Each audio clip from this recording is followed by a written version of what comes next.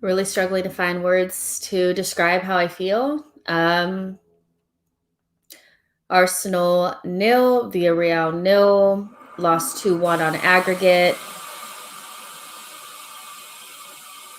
Just another really, really poor performance from Arsenal. And we're out of the Europa League. We're out of the Europa League. And it was our only way of salvaging a very, very, very bad season. To go out to this Villarreal team, to me, is just very emblematic of what we've been doing all season. You know, playing under the surface, not being able to string together 1 to 2 passes, losing every second ball, losing every single 50-50 ball, not playing with any aggression, no energy, nothing. And having 1 shot on goal, looking nervous, looking scared, looking like you have no ounce of confidence whatsoever. And all season, everybody's been telling me it's the players. And to a certain extent, I think it is. But Arteta has to take the majority of the blame for today and the season. Because for me, it's completely unacceptable to go out of the Europa League the way that you did. You didn't play a good team. You played a Villarreal team that's very mediocre. And they were able to score 2 goals on you in the first leg. And we were unable to. I mean, we put together maybe 2 shots on goal against them, and we needed the goals. What is that? When Arteta took out Aubameyang, I knew he was just completely out of his depth. He took out Aubameyang in a game where you need a goal. Your star striker, he was the only person that looked like he had anything about him to score. I mean, let's not get crazy. Everybody was dead. But he was the only player that looked like he could possibly score a goal. And you took him out. And you put Willian in. What is your thought process there? Everybody looked completely confused. There was no cohesion. There was no organization. There was nothing. And that comes down to the manager. It just does. It comes down to the manager. So although I'll accept that the players are not good enough, what I will not accept is that Arteta it's just the players and they're not good enough and just whatever. Because any manager that takes us out of Europe and we're in 10th place should not be safe. And he may be safe, but they shouldn't. And I'm going to give you guys an opportunity to have your say on the show. Obviously, this is a call-in show, and I want to give everybody that can and wants to an opportunity to come up and say your piece and say how you're feeling. But I do have a panel here, and I want to get their ideas on what happened with the game because I just don't even know what to do anymore. I really, really don't. So I'm going to go ahead and bring them in. I have Souls here, Anthony here, Dan here, and Omenihu. Guys, Souls, I'm going to let you start. What are you feeling, man? What are you feeling? I don't know. It was just... Are we the ones that were meant to not score? Because I am confused what I was. I usually have a lot to say, but today I don't have a single thing. I don't even know what to say. I feel so deflated. Season done. Do you know what? I'm going to say it now, and I'll say it. Arteta's done. Arteta out. He needs to be sacked. Partey didn't cover himself with glory. There was only one player really, in my opinion, who can actually sit there and say, you know what, they gave it everything, and that's Smith Rowe. The only guy who actually tried today. Everyone else was just, I'll try and pass a fucking 5-yard past the player. Partey, what were you doing? Trying to score an own goal because you can't score for Arsenal. Why? I don't get it. You know what? We can sit there. We can blame everyone. But the problem is, right, we're a mid-table club. I don't know why we got our hopes up that we can even win the Europa League. You know, we get into this false sense of security that we can actually do something. We're not good enough for it. And today proved it again, the inconsistencies in our play. No urgency, no drive, no passion from any of them. And it was a little too late. And you don't... Why was there no tactical output? Why was it just throw everything at the wall and hope something sticks? Aubameyang hasn't scored. Like I said, you give it a go. Willian, you now give it a go. Like Pepe, now you give it a go. Martinelli, you give it a go. That was crying for Pepe to come off and Martinelli to come on. Get someone with a bit of urgency on. Sometimes you do have to question his tactics, but Partey today didn't look like he was comfortable on his own. Why Tierney needed to come off earlier. He looked tired after the first half. He didn't look fit at all. And it's shocking. It's shocking and it's embarrassing actually. Because how much more can we allow this to happen? Yes, the Cronkies need to go first, in my opinion. I don't think a manager is going to change anything. Because we know there's more than just one or two players needing to be brought in. But that for me was embarrassing, man. I can't believe I call myself an Arsenal fan sometimes because those players on the pitch don't deserve our support, nor does the manager, nor does this club at the moment. And it's hard to even watch a game of Arsenal right now. Yeah, I mean, I hear you, and I understand that the Cronkies have to go, but the realistic thing is that they're not going anywhere. So are we really going to just cope with this? Because for me, there are other managers out there that can keep us organized. There are other managers that would understand that your star striker needs to be on the pitch. There are other managers out there that would understand that Martinelli needs to be on earlier. There are other managers out there that could do more. That's why I don't really understand this. Well, I understand that Arteta is dealt a bad cards, but he's a novice. And for me, the way that he capitulated in this tie just shows that he should not be managing Arsenal right now. Albert, what are you thinking right now? Let me say big up to the guys first in the chat because this is obviously not in the chat in the chat and obviously the people in the panel because it's not easy to talk straight after the game, man, literally. But Jess, you know what was embarrassing for me? Baku was embarrassing, but tonight was expected. It just got confirmed tonight. I've had to sit here and listen for 2 weeks or a week on social media. Villarreal's not a good side. They're not any good.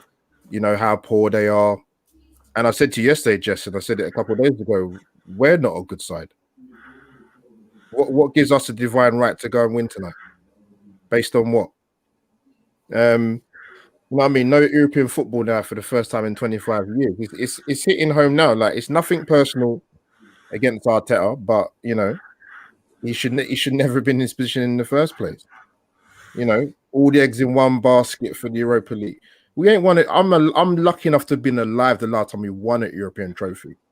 Well, this is the second year in a row where all of our eggs are in one basket, and if we don't win these 1 or 2 games, everything is lost. This is the second year in a row. That's unacceptable. We're looking at the last 4 league games or whatever, like, now what happens? That's totally unacceptable to me. Dan, you were nodding your head, seeming like you're, agreeing with what Albert says. I want to get your opinion on this as well. You know what? I think he's spot on in that we should never have been in this position. I think this whole season has just been endemic of what Arsenal have been for the past few years. You know, they're a club with no direction. We can talk about the owners, but they don't have a culture of excellence. They don't have ambition to win things. And when that's the message that comes down from the top, this is where you end up. You know, you end up breaking record after record. You know, Arteta, the record breaker, first season, not in Europe for 25 years. You know, this is probably the worst season I've ever seen us play in my whole time watching football. You know, and the worst thing about it is today was not a surprise. You know, going into this game, we've scored 18 goals in 17 games at home this season. So going into a game at home knowing you need to score, I was not confident. You know, when it gets to 50, 60, 70 minutes, we've not scored. I said we're not scoring because if you look at our record in the league, we scored 5 goals in the last 15 minutes of games, right? And to put that into context, under Emery, that number was at 23. You know, and this is a season where, for all intents and purposes, everyone knew that Emery was not good enough, right? As far as I'm concerned, our squad right now is better than anything that Emery had to work with. You know, in that season when he came 5th, we were playing with Mkhitaryan, Iwobi, El Neni, Jenkinson, Lichtsteiner, Socrates, Mustafi. You know, these men were regulars. Kolasinac, regulars in our team. Petr Cech, you know. I think we've upgraded on all of these players, and yet somehow we find ourselves 10th, and people want to talk to me about player quality, right? I'm looking at Villarreal's team. How many of them get in our team, right? So you say Villarreal's not a good team. They're not a good team, but what an experienced coach is able to do, he's able to get them to perform, to be better than the sum of their parts. They looked like bad players coached well today. We looked like good players coached badly. 2 shots on target in 4 hours of football, 3 hours of football, sorry, against a team with worse players. But it's not a surprise. Look at them. Look at the results. We've got no points from Everton this season. No points from 1 point from Burnley this season. No points from Wolves this season. You know, this is unheard of for Arsenal Football Club. So how are we expecting to go through against a guy with European pedigree in Emery? Why were we expecting that? Oh man. Yeah, it's New lows. Sorry. No, I don't know how he survives this. I really don't. I can't imagine us going into another season with somebody who's really showed no progression. The thing about it is that as a novice manager, you're expected to, learn on the job. Is he learning on the job? He's still making the same mistakes over and over again. The team looks the same every time they come out on the field. Scared, timid, disorganized, uncommitted. And then to sub out Aubameyang, to me, just shows the level of inexperience and, I don't know, ego in this guy. And then to bring on Willian. What was he going to do? Shabs, what do you think? Don't be smiling on this stream right now, man. No, I just big up yourself, Jess. Big up Dan. Dan was rapping some real lyrics there, and I agree with him 100%. And for me, the substitution was absolutely crazy. You need a goal. Aubameyang is the guy of all of these guys who's got the capability to really do that for you, and you take him off. And I thought there was a split second where, he had that chance. And I thought maybe, because Arteta kind of already made the decision, isn't it? So I thought maybe there's a chance he'll just quickly rejig something and, do something else and still bring on Laka, but keep Aubameyang on. No, kind of pans to a replay, then pans to Oba on the bench, sitting down on the bench. And I just thought, from that moment, I just thought the game's done. I can't see any changes that, unless we're extremely fortunate or unless Villarreal mess it up, I can't see it from this point on. And that was it. Those were my final moments of the game. I do think Arteta is learning, but it's at a pace which is just not conducive to us being doing anything positive of any note in any realistic time frame. I think for all the time that you give him to learn on the job and improve, everyone around us improves. I think Unai Emery, that was some diabolical football that we all had to witness during his time at the Emirates, and you think it really can't get worse, and he comes up against Arteta, and it gets worse, because I don't think that Villarreal side are good at all. I think they go to the final. I think Man United washed them in the final, absolutely washed them with Ole Gunnar, who I don't think is a good coach, and I think the agenda runs and flies on Arsenal. I think, this is the longest period of time that I can think of where, we don't qualify for Europe. So we've got no European football next season, which is a big issue. It's a big issue for us for so many different reasons, especially having missed out on revenue because of COVID. So yeah, there's so many things going on in my head right now that it just doesn't bode well for the future, for summer spending. And really, yeah, there are question marks about ownership and blah blah blah blah blah. But there's still better that can be achieved with a better man in charge, even with these horrible owners. So that's it. The right decision needs to be made. It can't be sentimental. It can't be. There can't be any other thought process behind this. Really, it has to be sporting decisions. Sporting decisions have to be made now. For the club's sake, for the fans' sake, because this is dreadful. Anthony, just backing up a little bit, you see the lineup and you see Aubameyang, Pepe, Smith-Rowe, Odegaard, Saka, Partey, and then Tierney comes in, obviously because Xhaka gets hurt. How do you go from an offensive lineup like that to one shot on target? And how do you separate that for anybody who's Arteta in?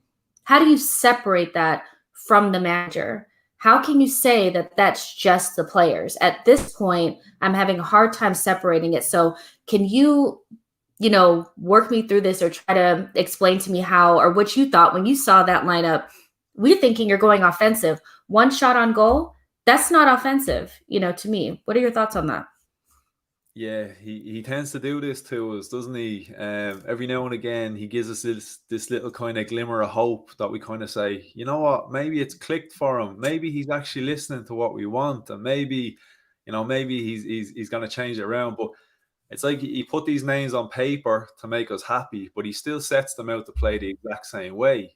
So in a sense, he might as well have just played his defensive-minded players, because, like we spoke about this on the last stream, Jess. He seems to have coached all of the creativity out of the team. And even looking at Martinelli tonight, like we were all calling for Martinelli. And even when he came on, there was nothing, the spark was gone. The flair wasn't there. There was no impact. He looked flat, and everybody looked flat. And you know what? We paid the price. We basically gave up a whole 45 minutes. The first half, it was a warm-up. It looked like a testimonial or an international friendly or something. And I was sitting there and I was going, did these guys realize you've got 45 minutes to get yourself into a European Cup final? Like, are we the only ones that know this? Like, we paid the ultimate price for being conservative. And I can understand, they kept describing it on the channel I was watching. They kept describing it as a bit of a chess game. I can understand why Emery didn't want to overcommit and give up a goal, and I understand why Arteta didn't want to go all out, because of course we're saying go for it. But look, one goal would have killed us. So I can understand, but it was far too conservative, and it's like everything with Arsenal. It's too little, too late. And like you said, why he pulled Aubameyang off? I mean, Aubameyang had almost just scored, and then next of all he was substituted. And yeah, it wasn't his. It wasn't a very standout game by Aubameyang, but he's that kind of a guy. He can do nothing for 89 minutes and pop up in one moment and change the game. And yeah, I just don't know. I think he's just a little bit in over his head, and he doesn't seem to be learning from these mistakes. The in-game management, but you know what? Like I said, look, I think in terms of Arteta, look, I think we tried it. It didn't work. I don't like to say it, but because I have been so sympathetic. But look, I think we need to try something else. I'm not blaming Arteta for what has happened to Arsenal as a football club, because I've said this from the get-go. I believe he's been set up to fail because he hasn't been provided the tools. He is not ready for this job. He never should have got this job. He was never going to succeed in this job. Is it his fault at the end of the day that he was put in that position? No, this comes down from bad management, bad ownership. This started from the top. Those decisions were wrong from the get-go. He should not have been given the job because he wasn't ready for it. And if he was going to be given the job, he should have been supplied with people around him that could guide him in the job. Like, what guy is going to be thrown into such a massive job like that and then be told, there you go, you're in charge, and by the way, there's no one else there to give you a hand. It's all on you. Like, really, what were we really expecting? Exactly. Yeah, I agree with everything you just said, Anthony. And many who yesterday when we spoke pre-match, you were pretty complimentary of Arteta, thinking that he was the right guy. You were pretty confident that we were going to win 3-1. Not trying to put you on the spot, because I think there's a lot of people that were pretty confident. I mean, we have a better team than them, but we weren't able to really create anything. What are your feelings? Because I wasn't as confident as you, so I didn't have as far to really fall. But going from 3-1 and thinking that we're going to have this this come out game and get to the final now, knowing that we're out of Europe and watching that display. How are you feeling now? I feel similar to that feeling when we lost to Olympiacos without knowing FA Cup was coming. It was just like, whoa, like, is this real? Like, I'm thinking to myself, when we hit the post, when Smith Rowe misses that chance, I'm like, there goes my 3-1. My prediction's out the window, but I'm most disappointed about the fact that the Villarreal backline wasn't threatened. There was no situation where we got in behind them and they looked nervous. The only thing that was nervous about their backline was the goalie. And we never tested him. Yeah, and he was making his own mistakes. And at the end of the day, we had more nervy moments than them. And I'm looking at Arteta, like, granted, when he came in, he had the right mentality, he had the right words. But at the end of the day, our attack can't go through the middle of the field. They're too scared to pass. We're in the last 45 minutes of a semifinals, and Pablo Mari's touching the ball more than Odegaard or Smith Rowe. Bernd Leno touched the ball more than Aubameyang did. I'm looking at a team like Leeds. Patrick Bamford gets more chances than our forwards. We've paid 50 million plus for our forwards, but Patrick Bamford looks more dangerous than him. Alcier, whatever his name is, it looks more dangerous than our players. And I think at the end of the day, it goes down to tactics. It goes down to just pure want and desire. You saw Conte yesterday go from the middle of the field to the opposite third, intercept the ball, creates the goal that seals the game. We don't have any of those moments. Yeah, we really don't. I'm proud of Smith Rowe at least trying to push the game, but everyone else looks scared of the moment. No one, like when we saw Partey having the worst time of his life, there was no player that said, "Okay, let me pick up the responsibility." It was definitely every man out for himself, to be honest. It was like, let me get the ball off of my toe as quickly as possible because I don't want to be the one to get blamed, but you guys what do you think the players are thinking right now? They've spent 18 months or so with Arteta at this point. I know some of the younger players have said that he's a genius, but I wonder what players like Lacazette and Aubameyang, some of the more senior players, are thinking at the moment when they're not going to be playing European football next season if they're here, and that's going to be the first time in their Arsenal career that they're not playing at that level. And they probably couldn't think things would get worse than Emery, but they seem like they might be at this point. Do you guys think that the players may want Arteta out at this point? Because if I'm Aubameyang and you're taking me out of a semifinal where we need a goal, I'm thinking maybe this isn't the place for me. Albert, what do you think about that?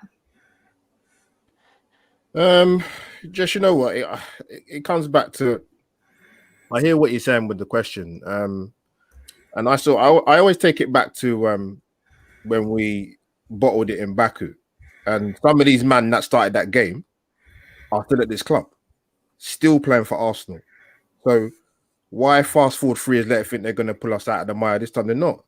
I said it before, the start of the season in the summer, and I go back to the same thing I always say. I don't get bored of saying it, right? You can't trust these group of players. You cannot trust these group of players. And whoever was going to come in and be the manager, if you're going to make the same mistakes in trusting these group of players, this is what happens. So listen, I don't know what goes in the head of some of these players. We questioned the players' mentality for years gone by, and there's very good reason why we do. Just look at some of the things that come out over the years, man. Like Bellerin complaining about Tierney putting it in training, and Sanchez wants to win too much, and we got an owner that comes out in 2016 and says that he bought a stake in Arsenal not to win trophies. It's symptomatic. Every single department of this football club, from players to recruitment to ownership, and that's where we not only where we are today, we've been for a number of years. And I think what concerns me even more, if I thought sort of finish up, generally speaking, just probably a little bit away from the question you asked me, is that it's almost taken for us to go out of Europe today for some Arsenal fans to realise that Arteta's not the man. That baffles me. I said on your show the other day, I want people talk about context and talk about footballing reasons. I've heard that for the last 5 to 6 months. I said to people, look, sit me down, have a coffee, tell me what it is you're seeing in Arteta, what he's doing. You can talk about the players. That's fine. He's got to coach them. But you tell me as a fan or people in the chat or the other guys in the panel, what is it you're seeing from this manager that you'd be happy for him to get the summer transfer window or to be kept in the job? I'm still waiting for people to tell me. Because they can't. Yeah. And the one key word, Jess, you said it for ages now, progression. I'm old enough to remember the worst season in Arsenal's Premier League history in 94-95. And the only reason why we finished 8th for last season is because we beat Watford in the last game of the season. Otherwise, we would have finished 10th. Right. Remember that. It's true. This is true. I'm going to add Ash in here. I want to get his opinion on how he feels. You know, you were at the Box Park. I hope it didn't ruin your time too much. I'm sure it did, you know, but how are you feeling right now? And I don't know. I feel like I need to wake up tomorrow and feel like there's drastic change, but I don't feel like I'm going to feel that, because any self-respecting group of executives / owners would be on the phone with the next manager now. Weeks ago. Kesh, what do you think? Listen, for me, it's a very deflating time right now. Like, I was watching the game, and I'm thinking, cool, okay, I predicted 1-0. We'll get that 1-0 sooner or later. And it just never came. We had one shot on target, we were playing at home. And then in the end, I'm thinking, did we actually go for this game? What was we actually trying to do out there? Where was the desire? Like, he was actually trying to take the game by the scruff of the neck. Everyone was just very conserved in what they were trying to do. Villarreal was there for the taking. It was there for the taking at home. And we just didn't seize the moment. For me, the manager, the players, shall I say, didn't do enough. Just didn't do enough. And as you said, just like anyone that's running this club would be thinking, okay, like there needs to be a change. But the change won't come. So I expect to see Arteta here. And as I said, I'm going to give it to summer. And after summer, if he's not pulling up trees, then he's going to have to go. Come Christmas, if he's not pulling up trees and showing something different, it can't be the same thing that's going on this season. Why wait, Kesh? Why wait another, 8 months or so? The reason why we're going to wait is because we're cheapskates. Like, I'm realistic, and I know how my clubs run, and I know that they're not just going to jump the gun and they're going to sack him. And even if they jump the gun and sack him, they're not going to give us what we deserve or what this needs to rejuvenate it. They're not going to go and get you a top-class manager with pedigree like an Enrique, who's been there, done it. They're not going to do that. If anything, you're going to see someone that as soon as they're at it, you're just going to say, there we go again. And that's why I'm not going to jump on the bandwagon and say, look at Arteta out, because I just know what I'm going to expect. It's not like I'm going to go from bad to good. I'm going to go from bad to, okay, give him a chance. He's all right. He might have a bit of coaching experience. He's not a rookie this time. Let's see what he can do. And in the end, what we're going to find is the same old merry-go-round. Yeah, that's true. I mean, I think it's like DJ Cadaver says a proper ownership would have 3 to 4 man shortlist and would be on the phone with them right now.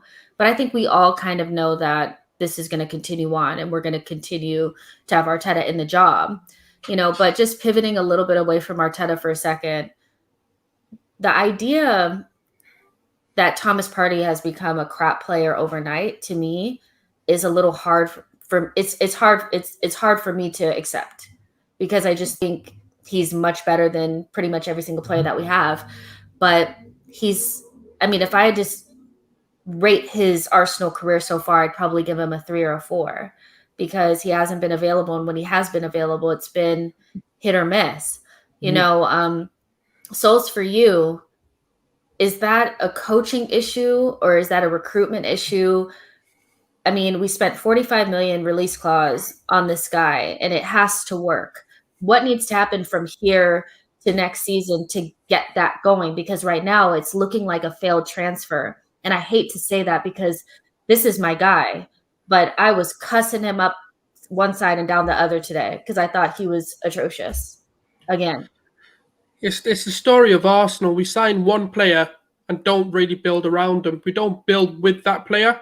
What we do is, like, for example, it started with Ozil. We bought Ozil in, and then what did we do? We waited a season to get a Sanchez in, and then we waited a season to bring someone else, and then we had Petr Cech only. The problem is, right, when you're wanting to build a team, you need to build it with a plan, who you're buying and who you're going to buy with that one player.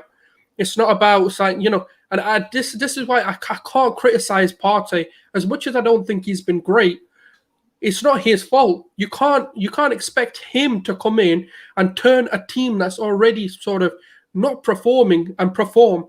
His job is there to control that midfield. But if he's passing the ball on and they're losing it and he's under pressure straight away the minute he releases the ball, I can't really sit there and say, you know what, it's all Partey's fault. Yes, his passing hasn't been great. There's been elements of his game which, yeah, you know, you can criticize as an individual because some of the passes, especially today, I was like, what on earth are you doing? Especially that pass to Leno. It's like, oh, I can't score against the opposition, so I'll try and score an own goal instead. Maybe that'll help me. I don't know what he was trying with that.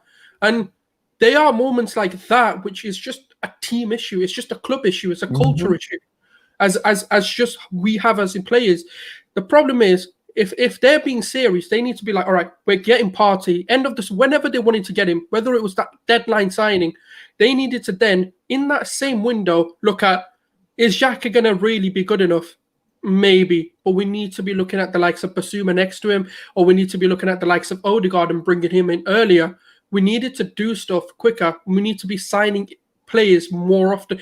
What we do is buy one player, and then we're like, I will wait till next season and buy one player. And then the problem is when we buy a Partey, he's what, 27? Then by the time we've actually built the team that suits him, he's going to retire or move on. Yeah.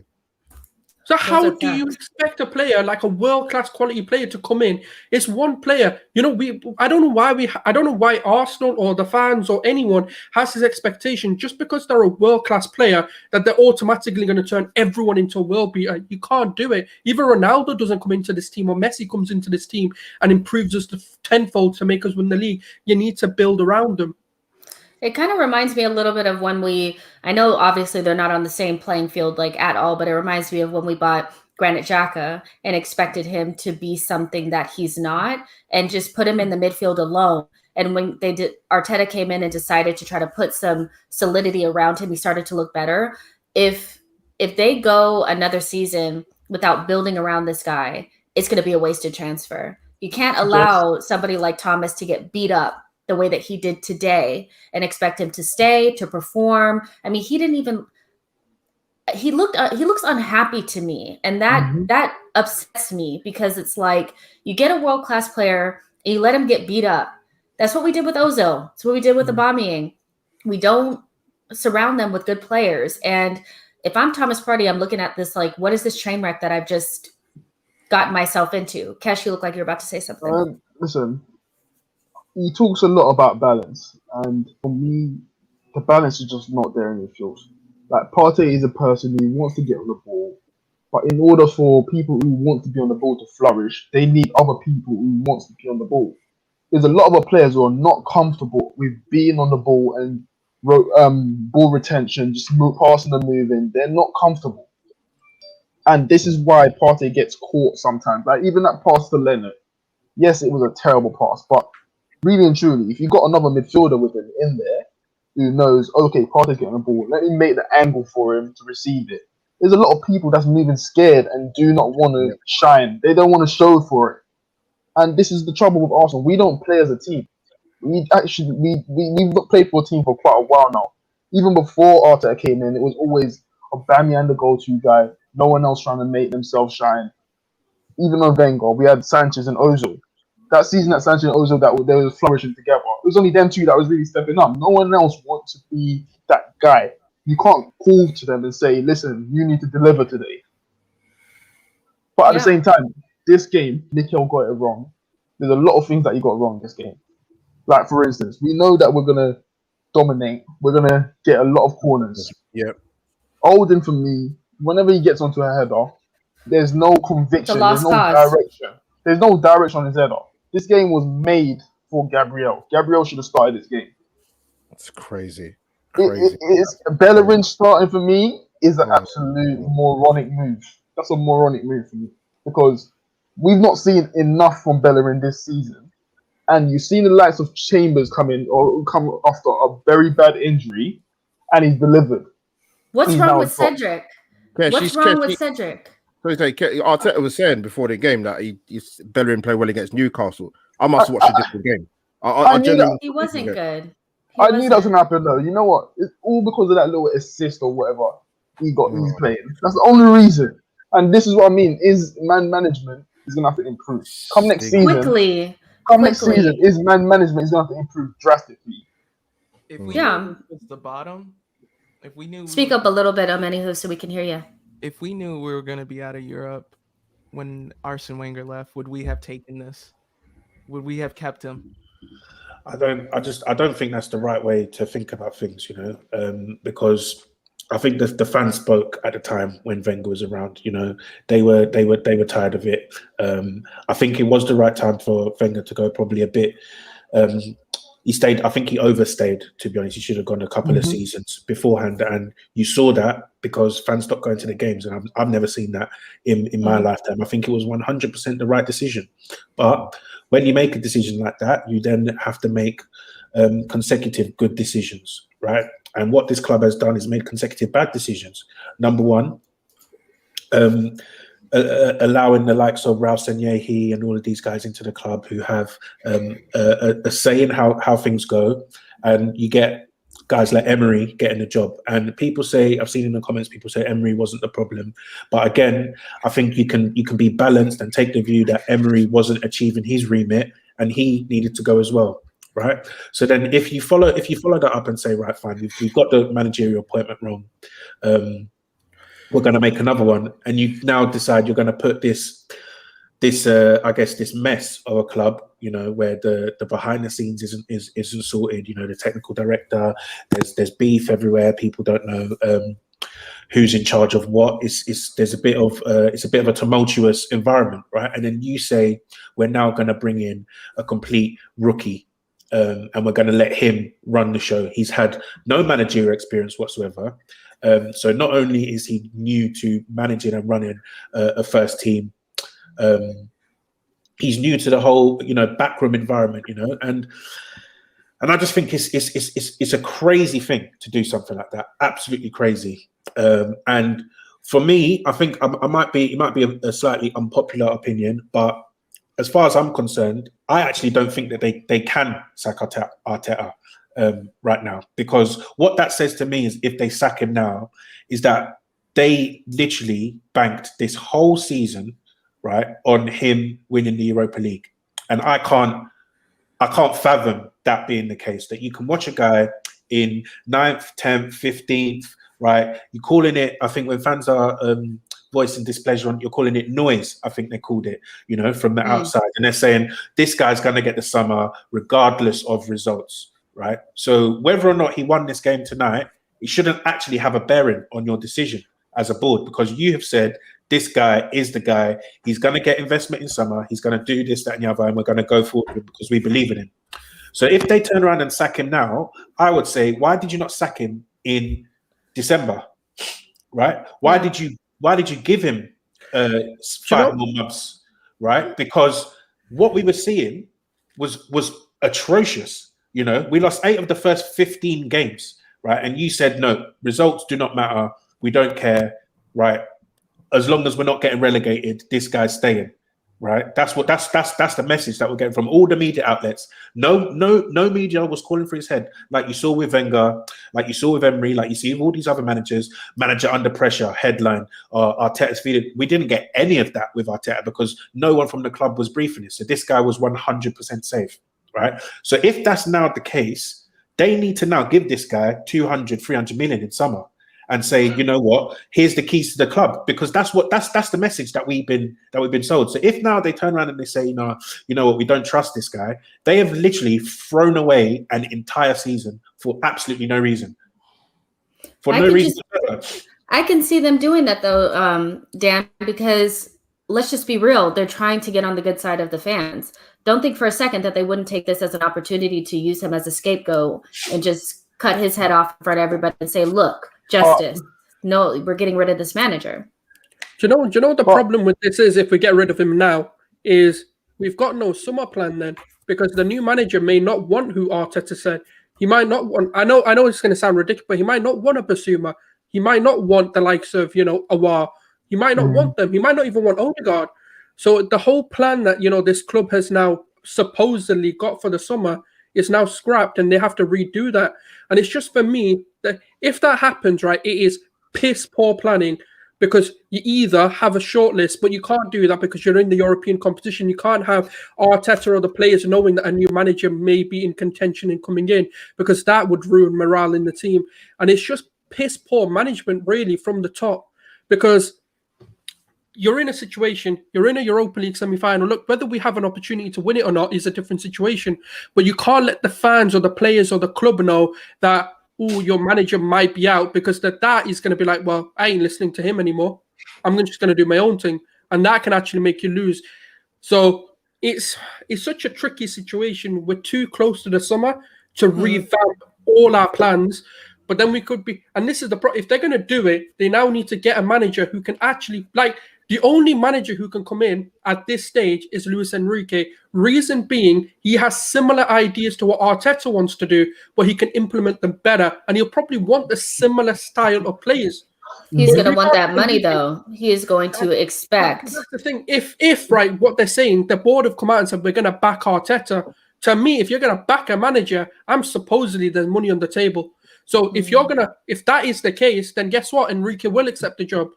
But I know it's a bullshit statement. It's an empty gesture that they've just come out and just made a statement. Oh, we're going to back them. Do you know what backing in this club actually means? You'll get a player, pick your player. What do you want? Yep.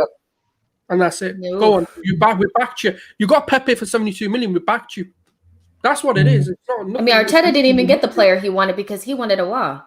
How many times are the executives in this club going to overstep the manager and bring it up? I love Partey, don't get me wrong, but if Arteta wanted Awar, then that's probably who should have got and Partey. If, he should have got both, but for me, it's like, I don't even know. Obviously, if we're going to keep him, he needs to be back. But the only thing that today really showed me was that he needs a lot of resources to compensate for the mistakes that he's going to make.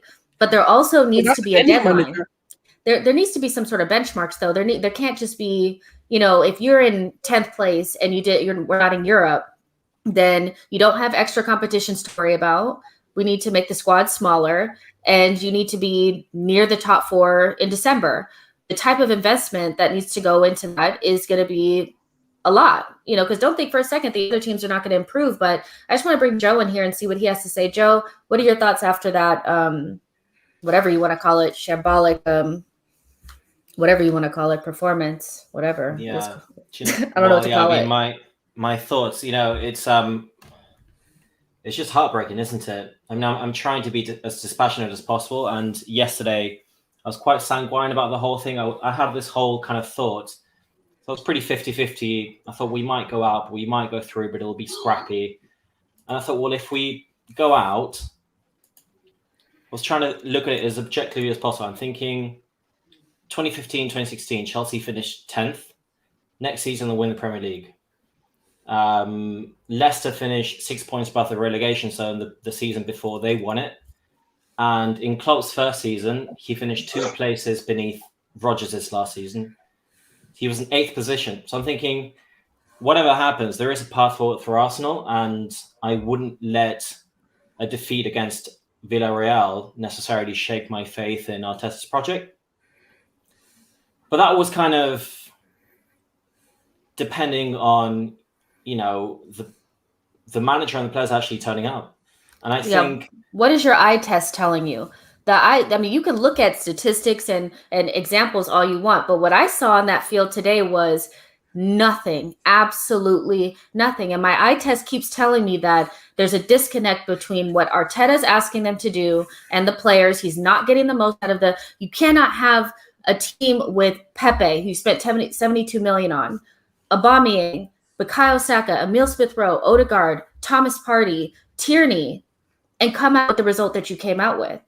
So regardless of other teams have been able to do this, my eye test is telling me that there is a big problem. I can't put my finger on it because I'm not behind the scenes, but there is a huge problem there. And they need to fix it. And I'm not sure if it's Arteta or the players' combination of both, but big changes need to happen.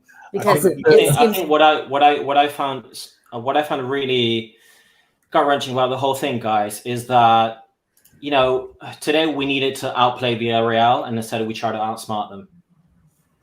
I watched the Chelsea game against Real Madrid yesterday, and the Chelsea players, a team that we beat earlier on in the season, that we beat in the final of the FA Cup, they put everything, every single player, they played for each other, they played to their maximum the whole 90 minutes, and they could have won that game 5-0 and really, really embarrassed Real Madrid. So I'm expecting Arsenal to at least turn up. I mean, that's the basic. Just turn up. If you lose, you lose. It can happen. But the fact that they didn't, and the fact that Arteta, he didn't turn up. He waiting so long to make the wrong substitutions at the end. Taking Albert off, putting Lacquer on with not enough time. Just gut wrenching. But at least the only positive I can, and this is the last thing I'll say, Jess, because I know I've taken up a lot of everyone's time. No, you're good. Go ahead. It's just this, right? And this is why I was trying to be objective about the whole thing yesterday. If we go out, I'm thinking we've got the Euros this summer, we've got the African Cup of Nations in the winter, then we've got a Winter World Cup at the end of the following year, and that's in addition to all of the disruption that we've had to pre-seasons and contested fixtures, etc. So I'm thinking, well, worst case scenario, we get out of the European competitions. At least we have time to consolidate on whatever we're trying to build. Whether it's with Arteta, I don't know, but they need a plan and they need it now. But at least I think that is the only positive I can take out of it. Has anybody seen enough from Odegaard?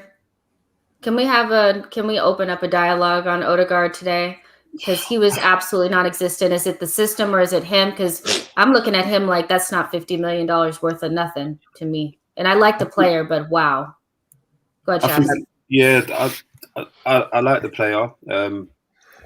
My thoughts on Odegaard, especially today's performance, a bit similar. In fact, that's not fair because he's not necessarily played well for the last couple of games, but it's similar to the conversation earlier on Partey, and I think some of it is this is a player who is very clear. He's technically gifted.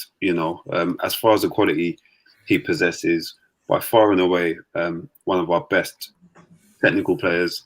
But you have to look at what's around him, and you have to look at what some of the instruction is. You have to be realistic with saying what is the expectation, and is he the type of player who plays with the character and the attitude and the personality to kind of carry games, and can he do that here?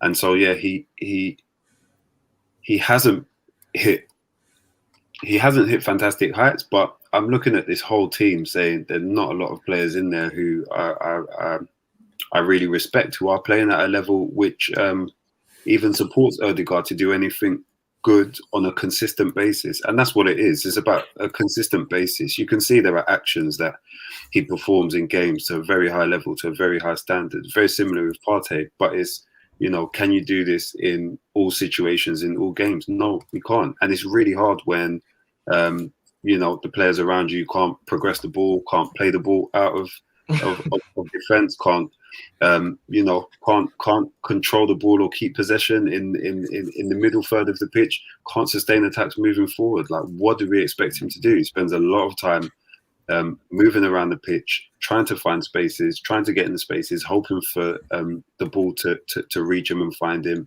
Doesn't often find him, so he's having to.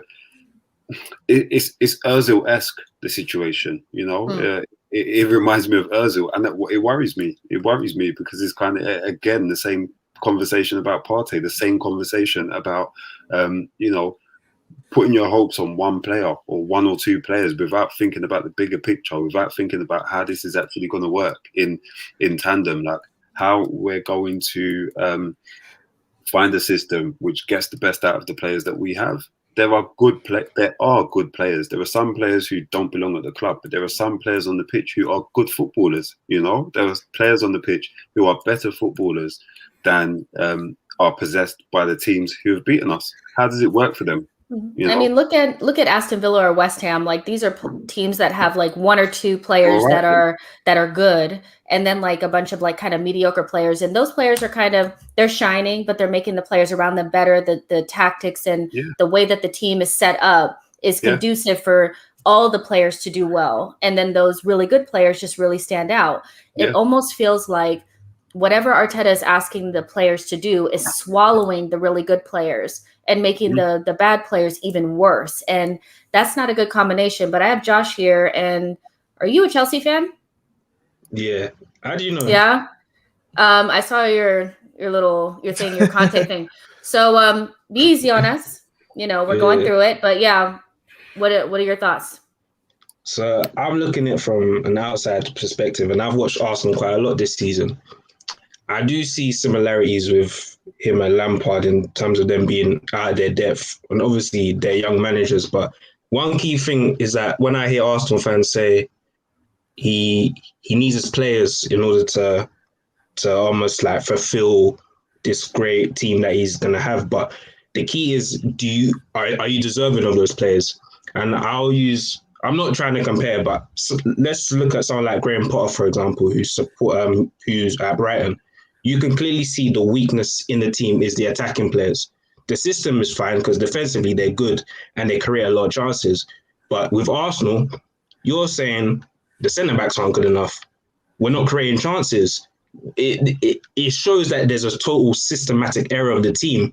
And who does that fall to? That falls to the manager. In my opinion, you have to sack him as quick as possible because he just clearly isn't good enough. I'm sorry. And I don't like to do the whole manager in, manager out. I think that's a bit too... I think that's from Twitter, and it's kind of like... I don't like that mentality, but the reality is if no one is performing well, then the clear problem is the manager, and that's how it is, unfortunately. That's a good point. Who in our team is in form right now? Everybody seems like they're out of form and underperforming. Souls, what do you think about what Josh has just said about, none of the players are performing well, so it must be a systematic issue and something to do with the manager?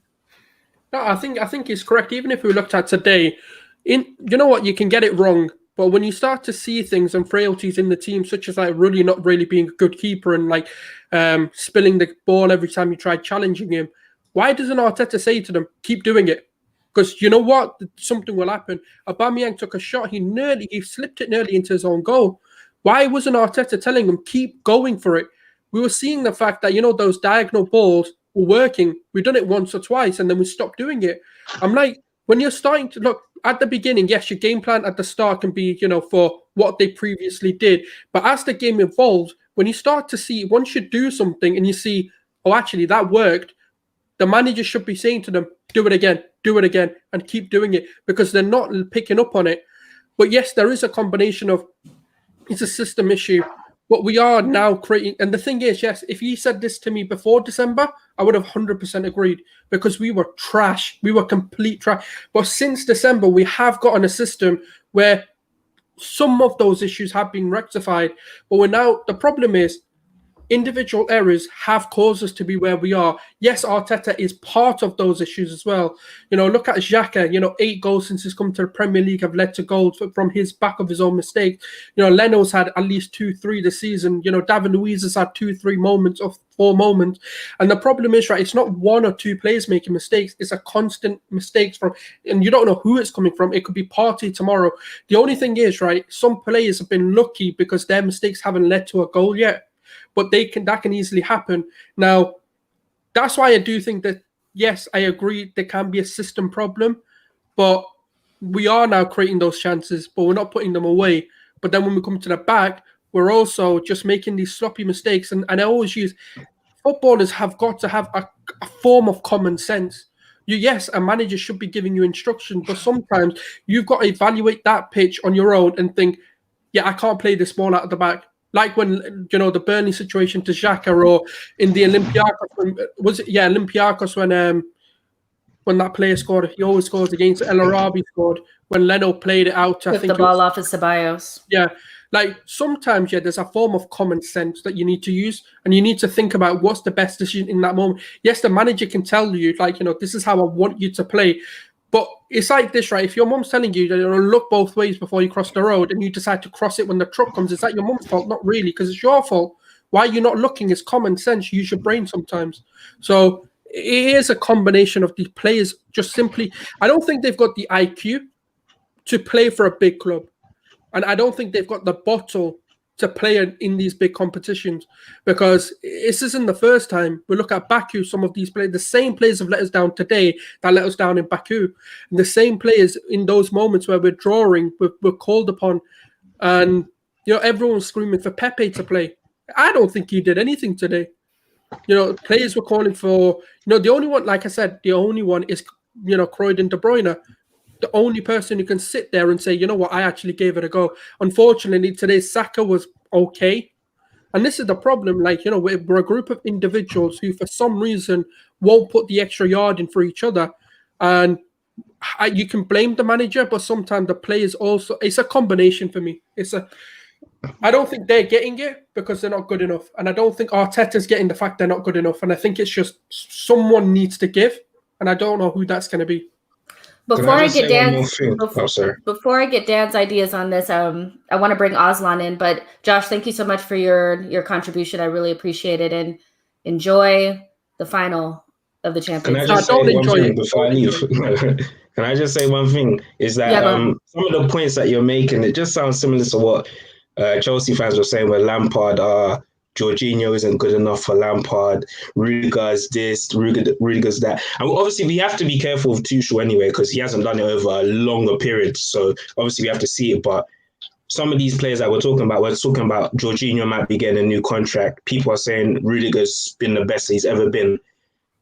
A manager's influence is so important. So that's what I just leave that with. Yeah. I hear you 100%. All right, Josh, thank you so much. And enjoy yourself, man. Thank you so much. Dan, what were you about to say? Yeah, I was just going to say, I can't look at the players at all. I'm sorry. I know you mentioned Baku and some of the same players letting us down, this, that, and the other. But of the starting lineup tonight, I think 8 or 9 of them weren't even in the squad in Baku. If I look at this lineup, Leno wasn't there, Mari wasn't there, Tierney wasn't there, Partey wasn't there, Saka wasn't there, Odegaard, Smith Rowe, Pepe. It's only Aubameyang, Holding, and Bellerin, I think, were even part of the squad in for that match. So all of this talk about players letting us down consistently, this, that, and the other, I'm not having it. All of this talk about them not having the bottle, this, that, and the other, because we weren't saying they didn't have bottle last season when they rocked up with a plan, well coached out, well tacticked out, and they beat Man City and Chelsea en route to winning the FA Cup. We came into this season with a lot of faith in this manager off the back of that FA Cup win. So I can't turn around now and all of a sudden now these players are not good enough. I don't believe that. This is 95% on the manager. I'm sorry. I look at the team and look at the performance that we put out today. Right, you're looking at the players that Brighton have. These players who I think most would agree are probably not good enough to be top 10 in the Premier League consistently outplay the opposition every single week under Graham Potter. They outplay teams with far better players than them every week. So if you're doing proper coaching, right, your team can play well every week. You can't just turn around and say the players are not good enough. Aubameyang has scored 30 goals every year for the past 5 years. Now, all of a sudden, he's not good enough to play for Arsenal. He's not declined physically. He's still fast. You've seen his agility on the weekend. He can still go and get on the end of chances. I look at this year, we've created 39 big chances in 34 games. Right? In Wenger's last year, where everyone agreed the football wasn't great, we wanted him out, we created double that, 73 big chances, right? And that was when the football was supposedly dire. Unai Emery created 71 big chances, right? And we all agree he wasn't good enough, right? So let's not pretend that it's the players. It sits squarely on the shoulders of Mikel Arteta. He's out of his depth. He doesn't know what he's doing. Right. This season, we've played 22 games at home. We've lost or drawn 14 of them, and we've scored 4 goals in those 14 matches. Right. We have a big problem scoring goals this year. Right. It's not to do with the players. People said it was because he didn't have a 10. He didn't get his hour. He didn't do this, that, and the other. Right. Well, since Christmas, we've had Smith Rowe in the team. We've had Odegaard in the team. Odegaard, who was, I think, the 3rd highest chance creator in La Liga last year. And yet we still can't score goals. So this tells me, similar to what Josh was saying, it's not about individual players. It's the system. It's a systematic problem, And this man, he's sitting at the top of it. It's squarely on his shoulders. And for me, he absolutely is not good at this whole management thing, right? I'm sorry, you need a goal in the last 10 minutes and you bring on Willian and Nketiah and take off Aubameyang. Take Aubameyang. That was it for me. Dan, that was it for me. It's actually the craziest thing, right? If you're playing a video game, right, you would never do anything like that, right? Let alone real life. You're telling me that we need a goal and Nketiah and Willian, who has played 36 games this season without a goal, is more likely to get you a goal than Aubameyang? It's clueless. It's actually clueless.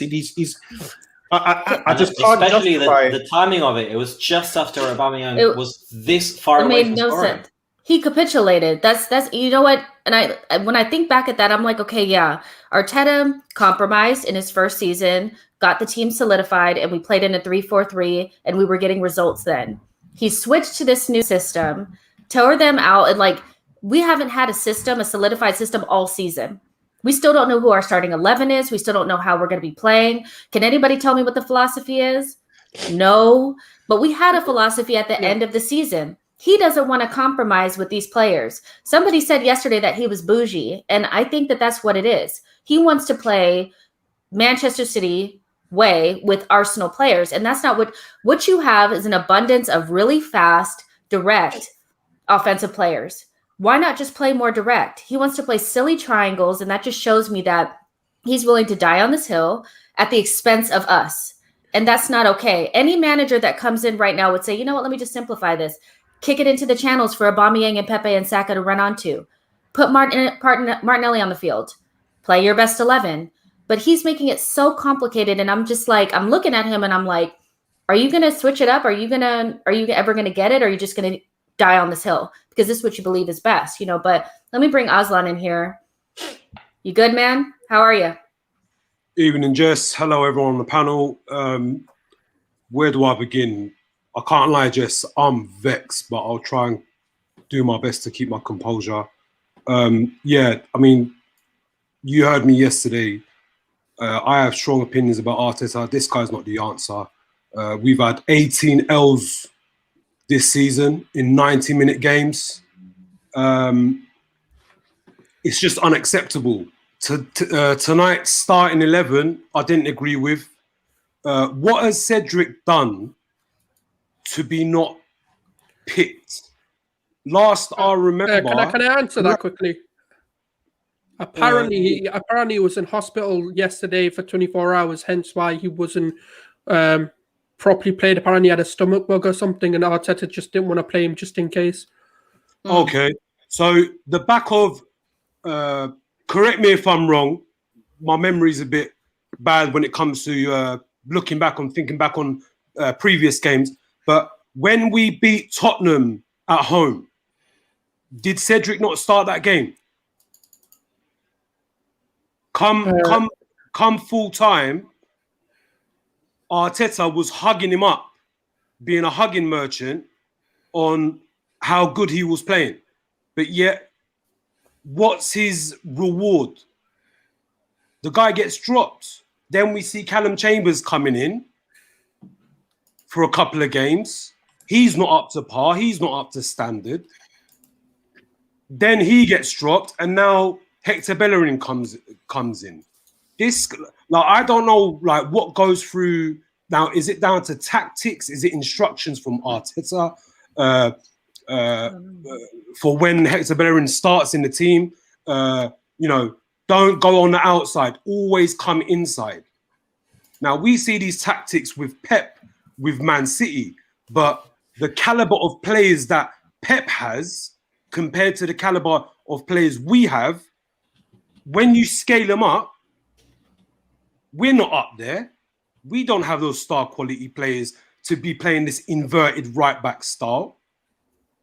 Now, Pepe, when he's playing out, like, it just goes with majority of these players. When players play well, they have a game or a couple of games under the belt, they play well. Arteta, he's always tinkering with the starting 11. Like this season, have we seen in a row, like 10 games in a row, where we've had a consistent starting 11? Now, I can understand if along the way in those 10 games, if we have a player who's suspended or we have injuries, I can understand if 1, 2, 3 positions may be changed, and obviously you allow squad players to come in. But why haven't we seen a consistent starting 11? This guy constantly tinkers with the team. He sucks the life out of the team. There's no confidence within this team. I just don't get it with this guy. And tonight, I just feel he just got the lineup wrong. He set us up for failure. Yes, the blame also falls onto the players' shoulders. They have responsibility. They should know what it feels like to wear the shirt and have that. Obviously our badge weighs too heavy on most of these players within the starting 11, the people who came on as subs, and the squad as a whole. Like, you know, from time we've had legends who've played for our club. Tony Adams, play for the name on the front of the badge, on the front of the shirt, and they'll remember the name on the back of your shirt. The late great R.I.P. Rocky Rollcastle. Remember who you are, who you represent. Aslan, can I be honest with you though? Like, I remember those players and I love those players, and a lot of my best memories, my fondest memories of the team are back in those days, you know, when it meant something to play for Arsenal and we were one of the best teams in the world, and you would die for that shirt. We are so far away from that now that it's hard for me even to compare these players to that. You know, we're just in a completely different stratosphere. Yeah. There's nothing like, I mean, players aren't even really that committed to teams like that anymore. You just have to get the best players you possibly can out there with a good plan. And Arteta had no plan, it didn't look like. And Bjorn said this, and I thought that this was just a really good summation of what I saw. Was one thing, it's one thing to tinker, but to tinker without a plan brings chaos. And that's what I felt. I felt in chaos. I didn't feel a plan. I didn't know what was going on. And it just led to us bombing out, you know? Do you know what Arteta should have done? What he did against Benfica, where he kept his composure. Yes, he went against what the fans wanted and brought Willian on. I know in this case, it actually wasn't the right decision. But against Benfica, he had that composure. He said, no, we've got a system, we've got our tactics, we're going to play to it. And that's what ultimately won us the game. You know, there was no urgency, but it was good because we were like, no, we believe in the way we want to play and we're going to get that win. We were passing it back, we were recycling possession, we were controlling the game. Even in the 88th minute when we needed that final goal, we were passing it back, we were making sure we were getting into the right opportunities before we took that killer pass. And today it was just, you know what today reminded me of? Olympiacos, where we just go, crap, we need a goal. Yo, who's on the bench? Who's an attacker? Just get yourself out there. And that's what we did. We just panicked. And the problem is, right, a manager needs to keep his composure so the players don't panic. And I really felt that as soon as he started to bring Aubameyang off and started bringing Martinelli on, Willian on, and whoever else he put on, like Nketiah on, I felt the players felt panic as well. Because they were like, oh shit, this manager don't believe in what we're doing. How the hell are we meant to do it? And that's as you're saying that, Sals, I'm just having a thought for the first time. I'm thinking, is 5 subs actually a beneficial thing? Does it actually not make you overthink things, and it actually complicates the equation? In this situation, yeah. Before that, he wasn't really using them, and maybe that was the reason why, because he didn't want to. I mean, we didn't even know who was playing in what position. At one point, I saw Saka on the left and Pepe on the right, and then they kept switching. Then eventually Saka went to left back. It was very, very confusing, you know. But yeah, I want to get just last thoughts from Souls. So I'm going to go ahead and let Joe and Aslan go. I'm sure I'll see you guys soon in the chat box. Hopefully we can recover, you know, from this and talk soon and be a little bit more positive. But you guys, I want to thank you for being on, and I'll talk to you guys soon, okay? Thank you, Jess. Bye, guys. What needs to happen now, Souls? I mean, what happens from here? Like, what is the plan? We're going to be outside of Europe from the first time. You know, what do we do now? Do you know what, right? When I wake up, I'll actually think about this better. But I do think it might be, I know this is not what people want to hear, and maybe I'm being a bit too positive on this, but maybe it's a blessing in disguise that we've got no Europe next year, because maybe we don't have the squad to compete in Europe, in the Premier League. If we want to play in the FA Cup and the Carabao Cup, we don't really have the squad for it. I know we can sacrifice the FA Cup and the Carabao Cup and focus on maybe the Premier League and, you know, the Europa League like we did kind of this season. But even if we got into that Champions League, are you really going to tell me that we're confident enough to go in there and say it's worth? The only reason it's worth being in there is maybe because of the players we can bring in. But I wasn't going to ever be confident. I would have been like, yeah, we're in Champions League, but we're out straight away. We're not going to get through the group stages. We're not good enough.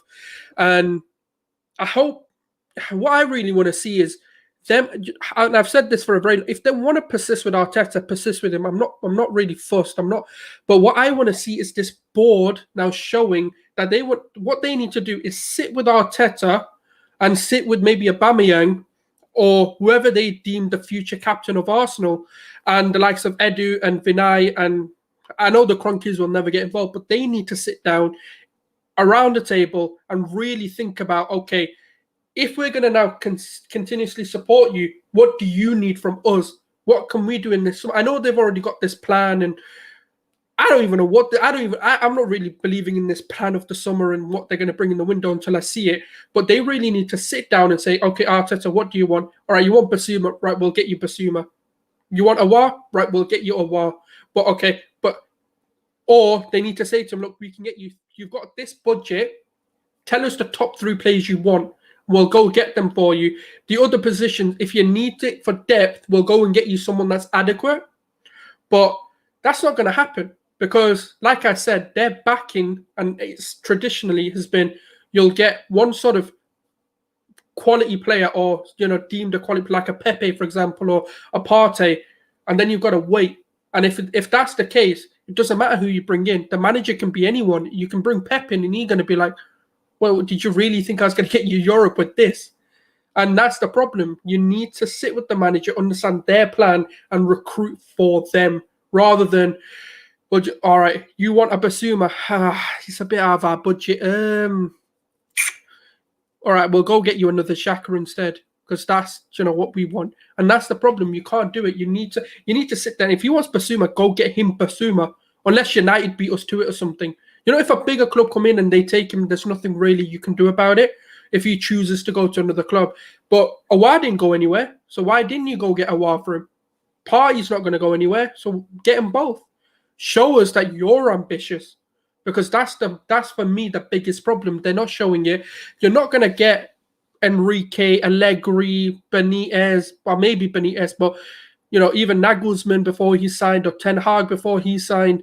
The reason they signed their contract extension and didn't decide to come to Arsenal is because they're sitting on it and say, well, firstly, toxic fans.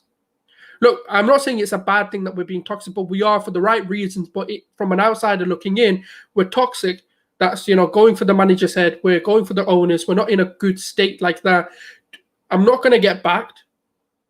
I don't really have a squad I believe I can get to the fans' expectations. Is it worth me putting my legacy on the line for Arsenal, which I don't really give a crap about because none of them are Arsenal fans? Let's be real. If there was an Arsenal fan of a man, let's say Ten Hag was an Arsenal fan, he might actually risk it because he cares about the club and he wants to come in and maybe bring the club back to where they need to be. But that's not going to happen. And are they really going to bring in the right manager? Probably not. And like I said, it's a bit too late now to sack the manager, because then you've got to sack your summer plans and talk to this manager and hope. And because the thing is, transfers don't happen just in the summer. They would have been talking to the club now. They'll be negotiating. What are you expecting from us? What kind of fee do you want? And obviously the club will say, okay, let's say for example it is Brighton. They go, if we survive, we'll be willing to sell Basuma for 40 million. But if we get relegated, you can have him for 20. So there will be something in place already. And then once the summer comes, you just kind of go through the motions of all the legalities of getting that player in. It's not really you negotiating harshly in that, unless it's a new player that you really wanted. So for me, it's a bit too late to sack him. You've got to either back him or you just come out and say, look, there isn't, for me, there isn't. Back him or back him. Yeah, really. I don't know what else you can do right now. Yeah, for sure. I'm sure that we're going to have a lot more conversations about this in the near future. You know, we have loads to talk about now, but I want to thank you for being on. I know it's been really, really difficult, but we got some of this out, the initial emotional aspect of it, and we go again. I'm going to go cry now after this.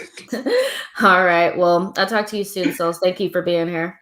No worries. Take care. Bye.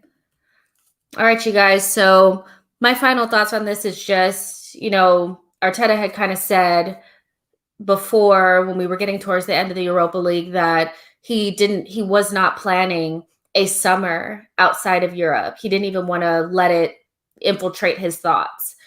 Now we're here. So there needs to be a plan from Arteta and the club moving forward outside of Europe.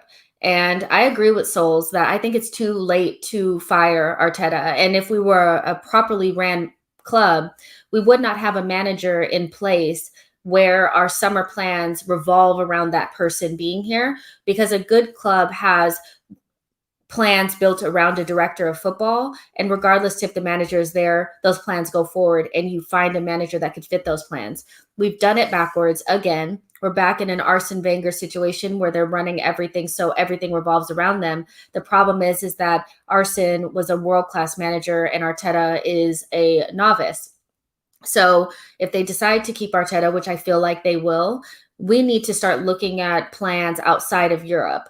I still believe that Arsenal is a big enough club where we'll be able to attract good quality talent. And let's be real, Aston Villa, West Ham, Everton, teams that have been outside of the top 6, outside the top 4, have been able to recruit well. But how do you recruit properly when you don't have any scouts out there? You know, so this is going to really fall on Edu's shoulders. They now need to go into hyperdrive and get organized and really galvanize themselves to get us back where we need to be. You know, I spoke about this in Arsenal Vision earlier, that my biggest fear is not being outside of Europe, but it's being outside of Europe for 5, 6, 7 years, you know, and part of that is planning everything out and getting the right mechanisms in place so that we can get where we want to go. And if we're this disorganized and this naive going into the summer, I can see this being the beginning of a very, very long run outside of Europe. And a club Arsenal size cannot be outside of Europe for more than 1 to 2 years. There are benefits, I do agree, with New Dawn Games that we have to figure out a way to turn this negative into a positive. And there are positives to being outside of Europe. You know, we can have a smaller squad. We can, you know, we won't have to play as many competitions, so we can focus on the league. But with that comes greater expectation. So without the distraction of Europe, I expect Arteta to, one, be backed, and two, to go into next season strong and to improve his his league form. His league form up until this point has been absolutely horrendous. And if he's not up by 4th place, so securely in the top 6 by December, he's going to have to go.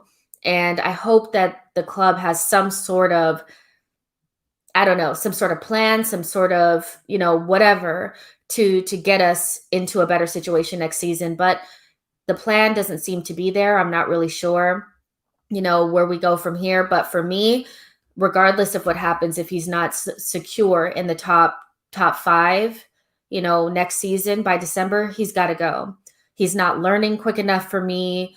It's just, it's rough out here. But there's about 71 of you guys still watching, and I really, really appreciate you guys for being here. It's going to be a long summer. It's going to be a long, long summer.